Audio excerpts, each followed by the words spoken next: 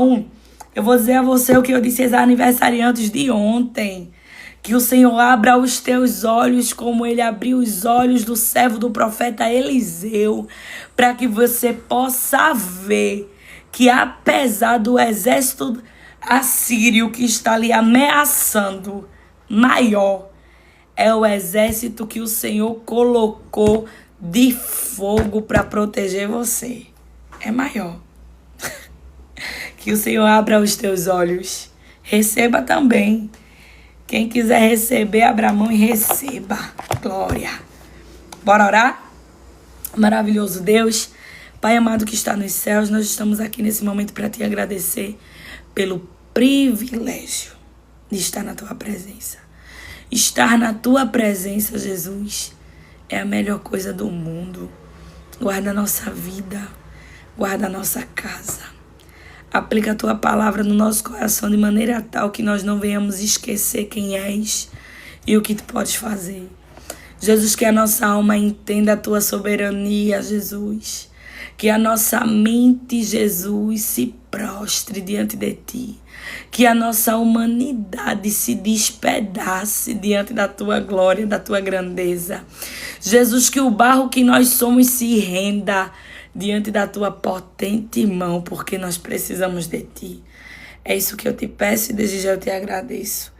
Em teu nome, Jesus. Amém. Amém e amém. Minhas meninas, 1 Samuel, capítulo 5. Hoje quem vai pregar sou eu. Eu não sei o que foi que aconteceu com o Carmen, mas ontem ela tinha me dito que estava com um problema na bateria do celular. E hoje ela não recebeu a mensagem que eu mandei. Não deu entregue. Então vamos continuar orando por ela. E haverão outras oportunidades. Eu vou ler o capítulo 3, o capítulo 7 e o capítulo 9. E volto narrando, tá certo? Depois que eu ler o versículo, na verdade, o capítulo é 5. O versículo que eu vou ler é o 3, o 7 e o 9, tá bom? Deixa eu me situar aqui. Vocês abriram as Bíblias de vocês? A gente vai voltar mastigando o texto, tá bom? Conseguiram abrir as Bíblias todas? Pronto. Capítulo 3.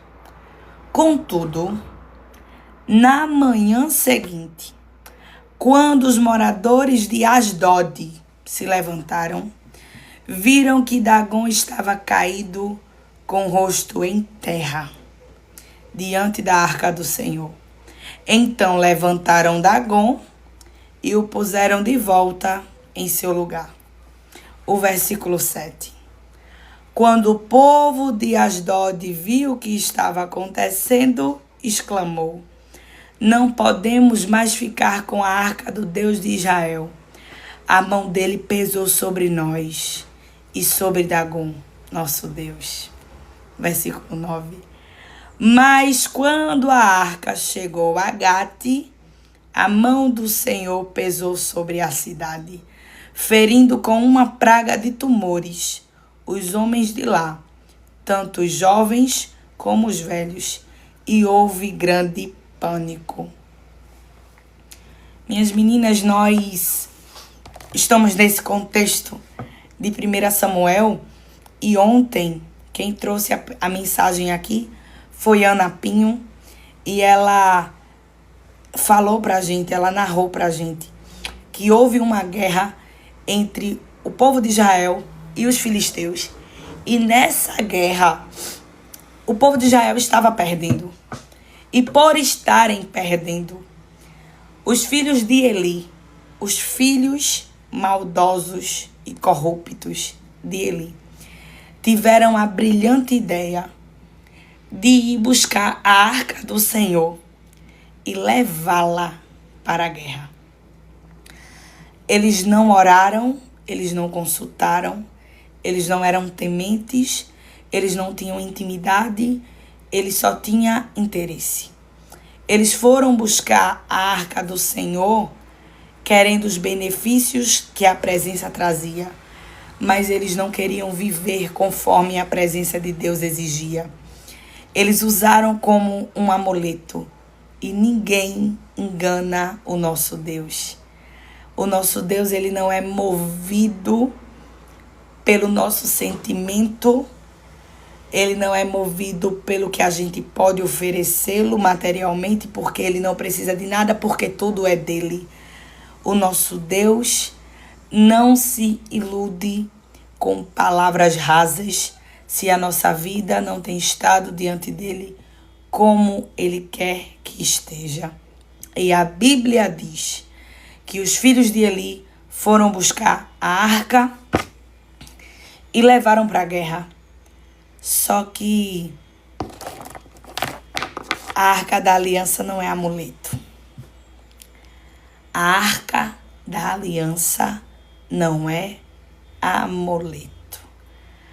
A arca da aliança simboliza a presença de Deus, e a arca da aliança só faz efeito em quem honra e reconhece o Deus a quem serve. Não adianta usar um terço no pescoço, não adianta deixar a Bíblia aberta no Salmo 91, não adianta colocar cruz como chaveiro de bolsa, phone strap de celular, pulseira, colar, brinco.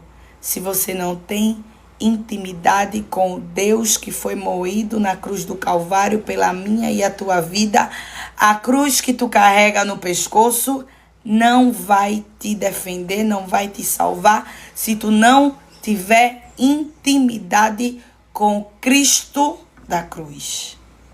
Eu preciso te dizer que a cruz está vazia e ele está vivo. Você não pode segurar a cruz como se a sua vitória viesse de um objeto. A sua vitória vem do Senhor. Você não pode falar no nome de alguém que você não conhece. Você não pode falar falar no nome de alguém que você não tem intimidade. Não. É preciso conhecê-lo. É preciso entrar no Santo dos Santos. É preciso se debruçar diante dele e saber quem é o Deus ao qual eu estou me referindo a ele. A presença de Deus precisa ser valorizada. A presença de Deus precisa ser honrada. A presença de Deus precisa ser reverenciada. Nós precisamos parar de usar o nome de Deus para os nossos fins lucrativos, para obtermos resposta, direção e bens materiais de coisas materiais, quando no nosso dia a dia, no nosso cotidiano, na nossa intimidade, para as pequenas coisas dos nossos dias, nós não temos o buscado como nós deveríamos. E a Bíblia diz que nessa guerra, os filhos de Eli foram mortos. E a arca da aliança foi levada para os filisteus. Eu quero te dizer que assim como foi nos dias dos filhos de Eli, apesar da graça, ainda tem um Deus no céu que não se permite ser usado como um amuleto. A graça te dá a oportunidade de endireitar os passos e voltar e ter perdão. Mas o Senhor não tolera escárnio. O Senhor não tolera que nós venhamos querer Ele só pelo que Ele pode nos oferecer. A Bíblia diz que a consequência foi: os filhos de Eli morreram. Eli também morreu quando recebeu a notícia, e a arca do Senhor foi levada pelos filisteus. Mas aí é que tá. O Deus que não aceita ser escarnecido. O Deus que não perde. ele já entra ganhando e ele só sabe ganhar. Eu preciso te apresentar o Deus ao qual nós servimos. Ele nunca perdeu em batalha. A Bíblia diz que os filisteus pegaram a arca da aliança. Nós vamos estudar sobre o tabernáculo. Eu vou preparar uma mensagem só sobre o tabernáculo para ensinar para vocês, que é coisa de outro mundo. Mas a arca da aliança representava a presença de Deus no meio do povo. Deus não queria vir e voltar. Ele queria habitar. O tabernáculo era Deus dizendo assim: eu quero habitar no meio de vocês. Eu quero estar no meio do meu povo. E a arca da aliança estava no último cômodo do tabernáculo e representava a presença de Deus. Só o sumo sacerdote que poderia entrar lá e fazer a limpeza, a manutenção, oferecer incenso, balançar incenso, queimar incenso, oferecer sacrifício, levar diante do Senhor, diante do altar, diante da arca, o pedido do povo. Mas os filhos de Eli se aproveitaram disso. Pegaram a arca da aliança e levaram para a guerra e perderam a guerra. Os filisteus pegaram a arca da aliança e levaram para o templo de um de seus deuses. O principal deus, com D minúsculo, dos filisteus era Dagon. Dagon, que estudiosos vão dizer que ele era o deus dos cereais, o deus da colheita, o deus da agricultura. Outros vão dizer que Dagon, pelo começo do seu nome, que é Dag, estudiosos vão atribuir como se ele fosse um deus peixe que tinha caudas, mas isso é especulação. E a Bíblia vai dizer que os filisteus cultuavam a Dagon. E Dagon tinha o seu templo, o templo de Dagon. Tinha sua estátua e ali tinha estátua de outros deuses também.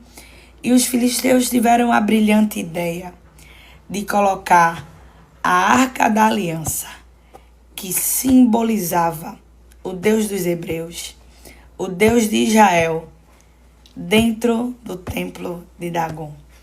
Presta atenção nisso aqui. A atitude de pegar a Arca da Aliança e colocar dentro do templo de outro Deus queria mostrar que o outro Deus, ou seja, Dagon, venceu e prendeu a Arca da Aliança, ou venceu o Deus de Israel. Eu gostaria de te dizer que todos os outros templos e ídolos, estátuas, eles tinham a sua estrutura com uma estátua representando seu Deus em cima. A Arca da Aliança não.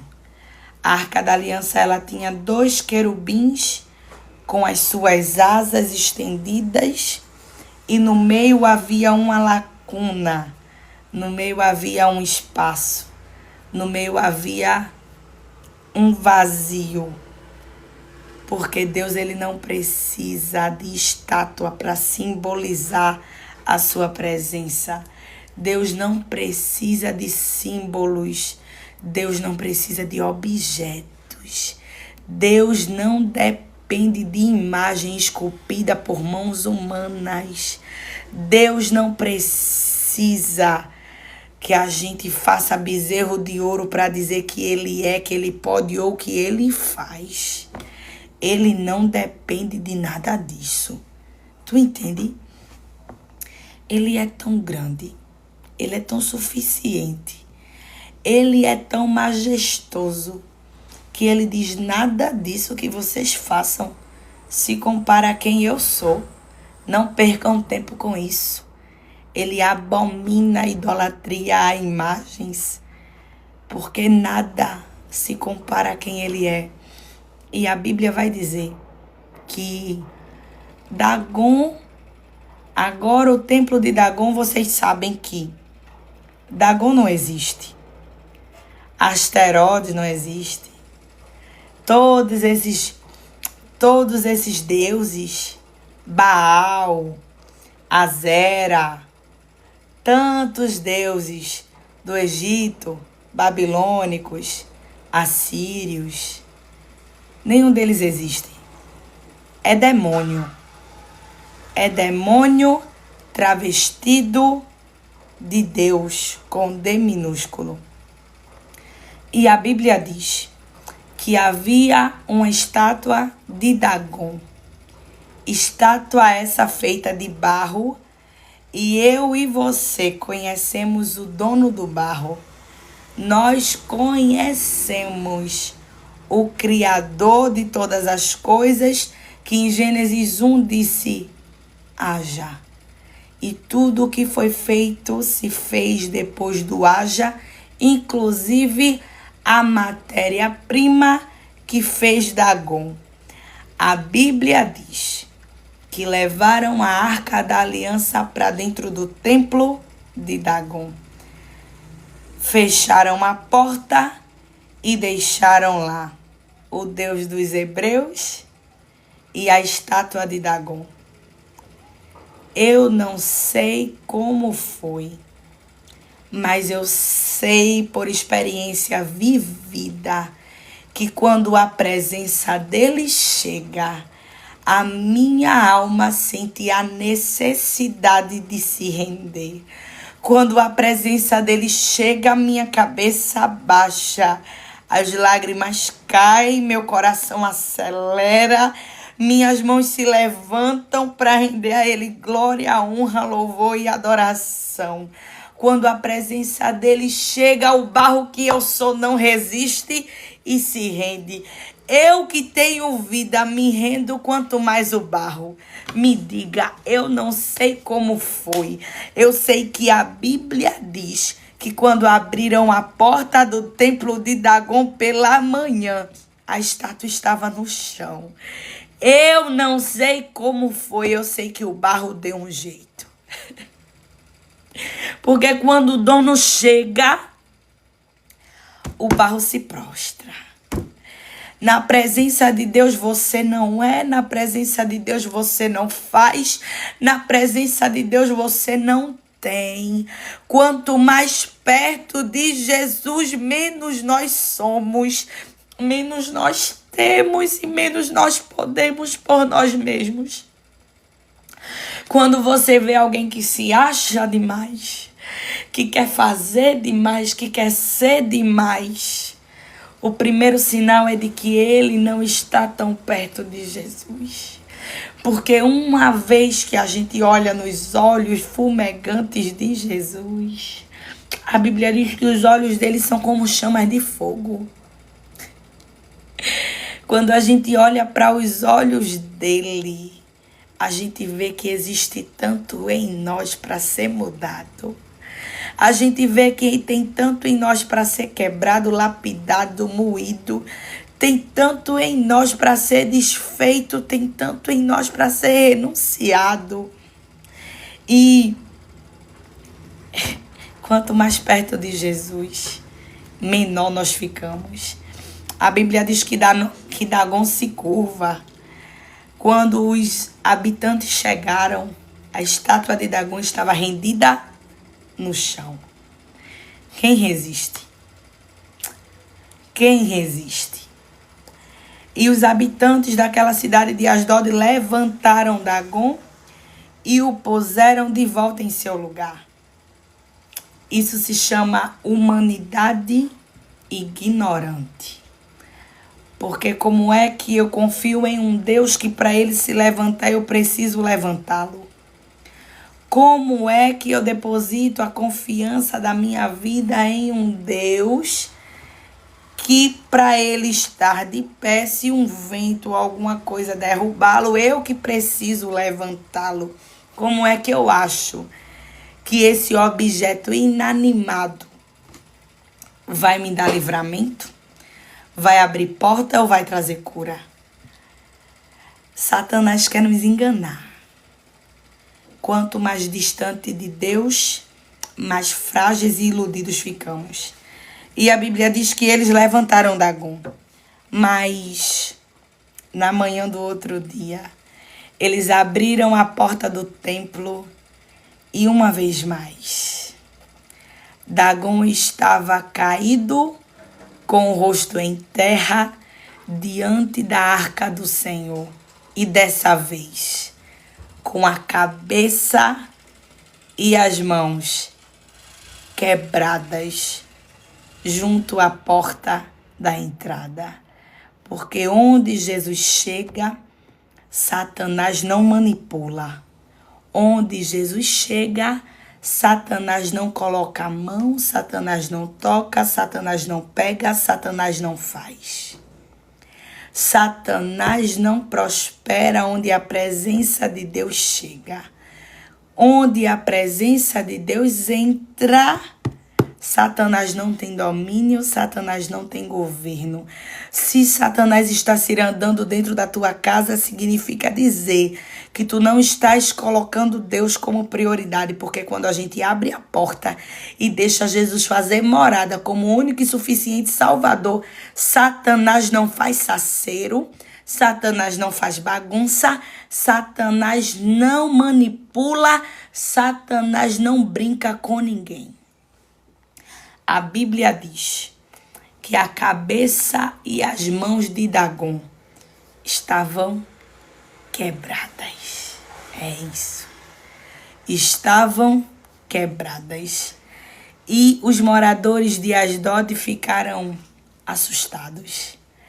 Eles ficaram assustados de maneira tal que eles disseram: vamos tirar daqui e vamos mandar para outro lugar, porque os habitantes da cidade começaram a ser acometidos por doenças. A Bíblia diz que as mãos do Senhor pesou sobre os moradores de Asdod. O povo de Asdod viu o que estava acontecendo e exclamou: não podemos mais ficar com a arca de Deus, do Deus de Israel. A mão dele pesou sobre nós e sobre Dagom, o nosso Deus. A Bíblia diz que eles começaram a ser acometidos por tumores em seu corpo. A presença de Deus não fica onde há bagunça.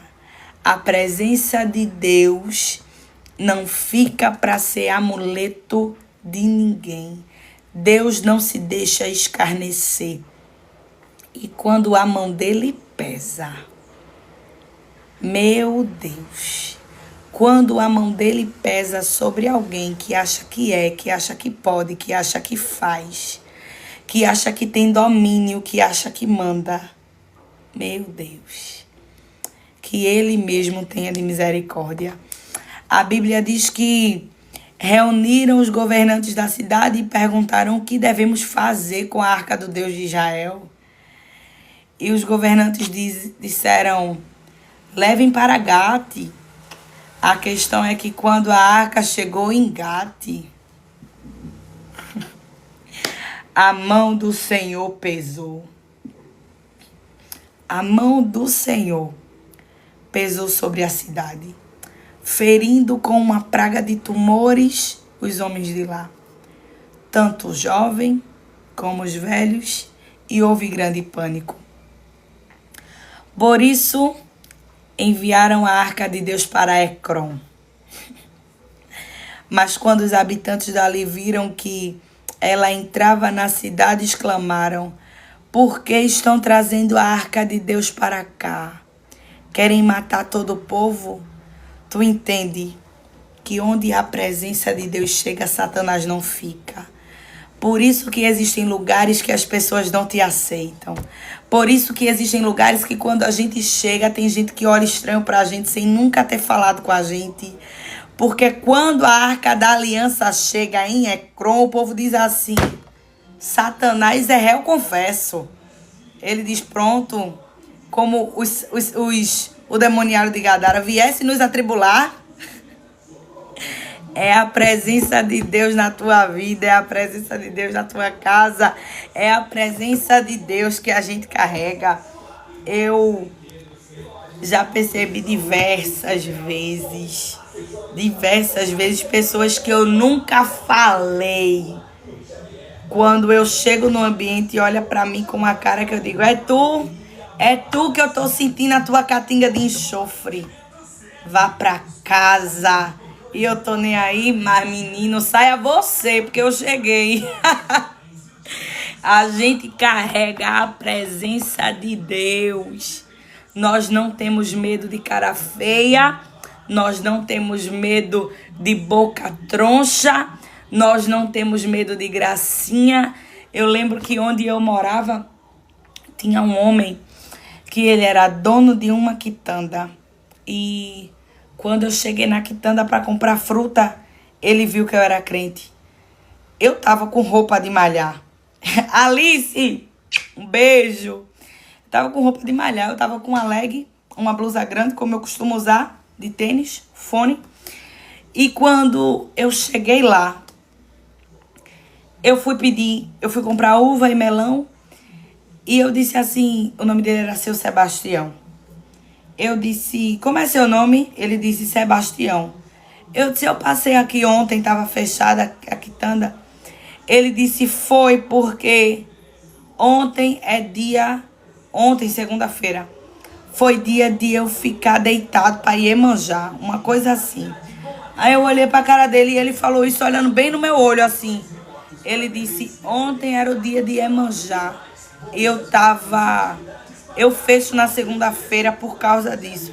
Eu disse, tá bom. Aí ele olhou pra minha cara e ele soltou mais uma gracinha falando lá das macumba dele. E eu disse, tá bom. Aí eu na minha cabeça, né? Por mim, tu deita pra Iemanjá a semana todinha, eu não tô nem aí. Eu disse, vem cá. Satanás é nojento, né, rapaz? Ele achou que eu ia dizer o quê? Eu digo, seu Sebastião, o senhor que tá perdendo é dinheiro. O senhor tá perdendo dinheiro de não ter aberto na segunda-feira. Minha gente, Satanás é réu confesso. Ele é réu confesso e nós não podemos ter medo dele. Nós estamos vivendo em um mundo de crentes rasos que está tendo medo de ameaça de Satanás. Satanás é um cachorro preso na coleira de Deus. Satanás não toca em você. Quando ele abrir a boca e dizer, vou lhe pegar, não se preocupe não. Dobre seu joelho, eu duvido que ele pegue. Eu duvido que ele pegue. Todas as vezes eu sonho muito com animais ferozes, selvagens querendo me pegar, porque eu sei que é a ameaça dele. Nenhuma vez ele conseguiu me pegar em sonho, quanto mais na vida real. Tu entende? Satanás não pega você. Satanás não toca em você se você estiver escondido no esconderijo do Altíssimo. Porque a Bíblia diz que aquele que habita no esconderijo do Altíssimo, existe um requisito: habitar. Habitar é morar. Habitar não é visitar. Habitar não é gente que visita a igreja, amigo do evangelho. Não, habitar é morar. É fazer morada na presença do Senhor. Eu não tenho Deus na minha vida como um visitante. Eu tenho Ele como dono e proprietário da minha vida, único e suficiente Salvador. Eu habito nele, na presença dele. Satanás não toca. Tu entende? Toca não. Ontem, no seminário, estávamos comentando acerca de um relato que um feiticeiro africano falou que os feiticeiros do Brasil queriam trazer demônios da África para cá. E eles fizeram um ritual para enviar os demônios do continente africano para o continente brasileiro. Mas aí um dos bruxos disseram, vocês vão precisar se contentar com os demônios que tem no Brasil. Porque existe uma barreira espiritual que não permite que os demônios daqui entrem no Brasil. Eu lamento informar para Satanás e para todo o seu exército que essa barreira é a igreja. É a oração da igreja e Satanás não toca. Tu entende? Satanás não toca porque ainda existe uma igreja de joelhos dobrados e existe um Deus que preserva o Brasil. Existe um Deus no céu guardando a nossa nação. Uma das coisas que Satanás quer implantar na nossa mente quando estamos distantes do Senhor é que orar pela nossa nação é bobagem, é idolatria, é politicagem? Não. Orar pela nação é dever da igreja. Clamar pela nação é dever da igreja. O Brasil é o celeiro do avivamento para o mundo. E Deus está nos levantando e contando conosco neste tempo. Você acha normal nós sentirmos essa chama queimar desvairadamente como sentimos? A gente sente a necessidade de falar de Jesus. A gente sente a necessidade de mergulhar nos seus mistérios. Você acha que isso é o quê? O Senhor está acendendo um novo tempo de avivamento no Brasil e já existem focos de avivamento a libertas. A minha igreja tem vivido um tempo de avivamento. Isso é preparação de Deus para as nações. Estejamos dispostos a sermos usados por Deus nesse tempo. A Bíblia diz que quando a presença de Deus chegou naquela terra, os habitantes disseram: vocês querem nos matar? Vocês querem nos matar? Tire daqui a arca do Deus de Israel. E ele disse: mandem a arca do Deus de Israel de volta para a própria terra, para que não mate todo o nosso povo. Pois a mão de Deus já pesava sobre a cidade e um pavor mortal se espalhava por todo lugar. Os que não morreram foram afligidos por tumores e o clamor da cidade subiu até o céu. Escute. Nós precisamos buscar a presença de Deus de maneira tal que quando a gente chegar nos ambientes, Satanás se incomode. A Bíblia diz que havia uma mulher encurvada há muitos anos por espíritos malignos, habitando, convivendo na sinagoga. Sabe o que é uma sinagoga? Sinagoga é uma igreja. Só que os fariseus, que falavam de leis e de regras, não tinham vida com Deus. Mas no dia que Jesus chegou na sinagoga, ele expulsou o espírito maligno. Eu quero te dizer que é normal que nós possamos ter a presença de Deus a ponto de, quando chegarmos em um lugar, demônios se manifestarem, a gente estender a mão e dizer: sai em nome de Jesus. Com demônio a gente não conversa, com demônio a gente não faz entrevista, com demônio a gente não negocia, com demônio a gente diz: escondida atrás da cruz, eu te repreendo agora, sai em nome de Jesus. Tu entende? Porque a gente não tem, a gente não é e a gente não pode, mas escondido em Cristo, no sacrifício feito por Jesus na cruz do Calvário, Satanás tem que sair. Não saia por causa de um olho feio, de uma palavra contrária. Não. Satanás está incomodado porque você carrega a presença. Ontem eu percebi um olhar como esse. Ontem eu percebi um olhar de incômodo que bateu certinho assim. Quando eu olhei, eu disse: enxofre, aqui. Eu virei pra frente e eu fiquei: rapaz, aqui acredite, carregue você a presença de Deus.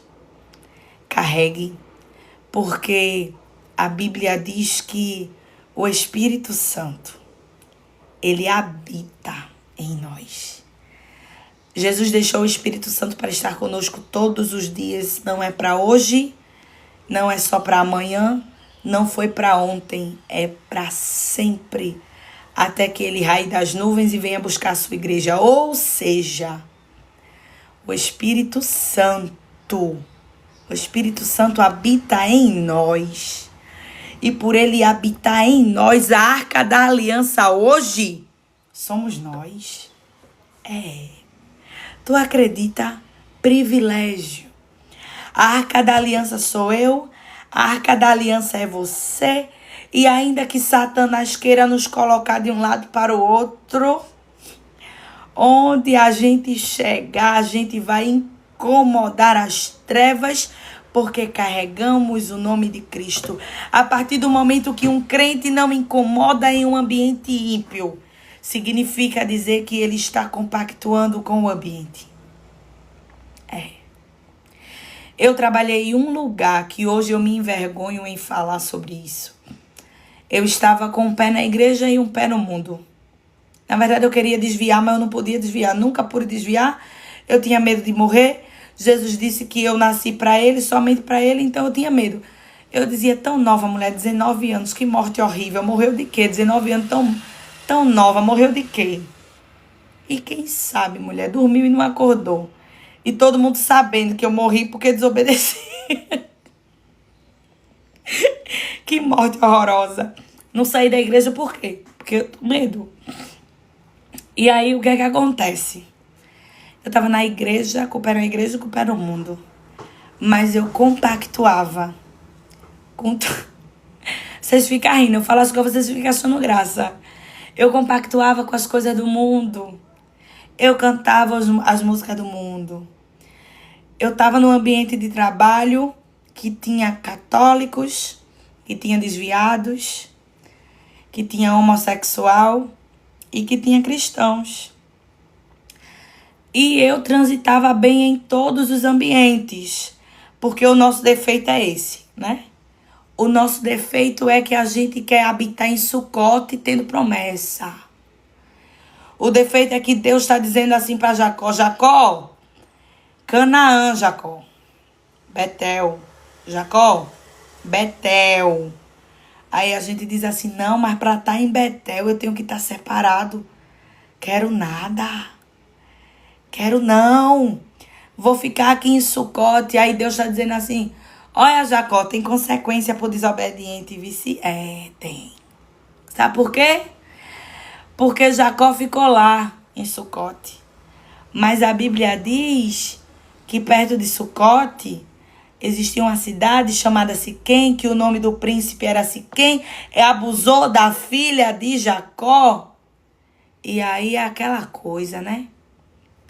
Teve que sair de lá, fugido, por causa das consequências da desobediência, porque eu quero ser como os outros.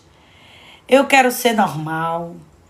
Eu quero ser como os outros. E Jesus está dizendo, não te chamei para ser como os outros. Te chamei para habitar em Betel.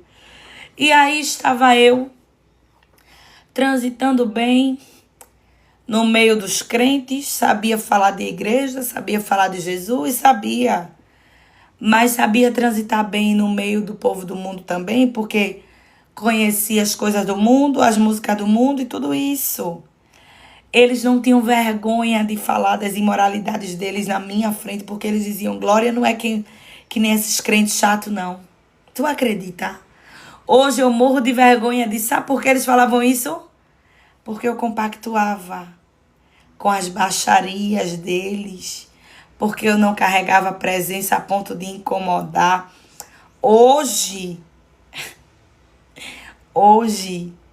nenhum deles assistem mais os meus stories.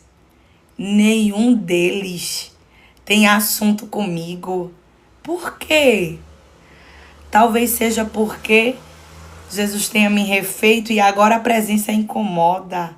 Denuncia o pecado, denuncia a falta, denuncia o que está errado. Tu entende? Tem uma pessoa que antes tinha tanto assunto comigo. E é uma pessoa que não existe a possibilidade de eu não ter contato. Antes tinha tanto assunto comigo, mas hoje, quando me vê, baixa a cabeça e fica no celular. Só dá boa tarde e evita. Aí eu entendi. Eu disse, a presença incomoda. A presença denuncia o que você carrega em Deus. A tua separação incomoda quem quer ser igual. Nós aprendemos ontem a história dos Walker, os puritanos. E eu quero trazer isso para vocês no nosso curso. A Bíblia diz que os Walker, eles se separaram da população onde eles viviam. E eles foram morar em uma aldeia. E eles não trabalhavam para não se misturar. Eles viviam ali e eles começaram a sentir fome. Eles não trabalhavam, então como eles receberiam para se alimentar? E eles começaram a clamar e a orar. E eles disseram, então, nós temos duas escolhas. Se misturar para sobreviver ou morrer separados. E eles disseram, eu vou morrer separado. E quando eles decidiram morrer separados, em um dos cultos que eles fizeram, Deus usa um dos homens que estava ali e disse, vou dar a vocês um alimento que alimentará vocês e o mundo inteiro. Por causa da separação de vocês. Tu conhece as aveias Walker, que alimenta o mundo inteiro hoje, que a gente come a papa de aveia hoje, usa na vitamina e alimenta todas as nações da terra. A aveia dos puritanos, a aveia dos separados, que um dia eles disseram, eu tô toda arrepiada, um dia eles disseram, antes mortos do que misturados. Antes mortos do que sendo mais um no meio deles. Porque quando nós ganhamos aqui, nós perdemos lá. Mas quando nós perdemos aqui, para a glória dele, nós ganhamos aqui porque ele sabe honrar e nós ganhamos lá, que é a vida eterna. Tu entende? Deus tem honra para crente fiel que não se limita a essa vida. Deus tem honra que alcança a tua casa, os teus filhos, os teus netos. Alcança a tua geração, tua descendência, alcança o mundo. Deus sabe honrar quem não se mistura. Deus sabe honrar quem não se detém. Deus sabe honrar quem não baixa a cabeça. Tu entende? E a Bíblia diz que isso é o sinal de quem carrega a presença. A arca da aliança hoje sou eu. A arca da aliança hoje é você. Nós carregamos a presença de Deus e nós não podemos nos conformar em ser mais um no meio da multidão. Onde nós chegarmos, Dagon tem que se curvar. Onde nós chegarmos, Satanás tem que confessar. Onde nós chegarmos, o ambiente precisa mudar. Porque nós carregamos a presença dele, do grande, do santo, do incorruptível. Daquele que voltará para nos buscar. Tu entende? Que Deus abençoe a tua vida, que Deus abençoe a tua casa, que Deus abençoe a tua família. Vamos orar, que amanhã tem mais. Maravilhoso Deus, nesse momento nós estamos aqui para te louvar, te agradecer e te bendizer. Te agradecer porque a tua palavra é a verdade. Te agradecer porque tu és o eu sou o que sou. Tu és, Jesus, Tu és aquele que chega e Satanás tem que bater em retirada. Tu és aquele que chega e a morte bate em retirada. Tu és aquele que chega e a depressão bate em retirada.